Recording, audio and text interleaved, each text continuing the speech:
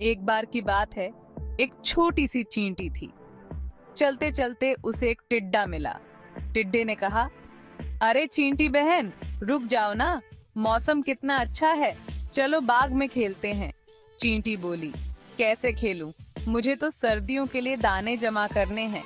बरसात आएगी तो छोटी चींटियां क्या खाएंगी, और मुझे अपना घर भी ठीक करना है, वरना बारिश में टूट सकता है।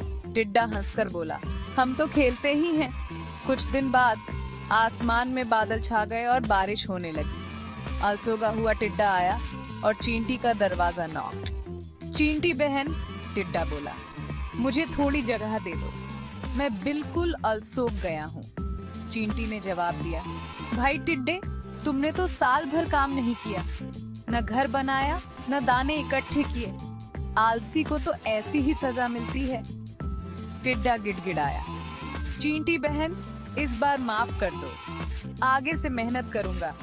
चींटी ने उसे कुछ चावल के दाने दिए और कहा, लो खाओ, लेकिन मेरे घर में जगह नहीं है। टिड्डा रोता हुआ चला गया। बच्चों, हमेशा मेहनत करो और अपने भविष्य के लिए तैयार रहो। सैदनी खत।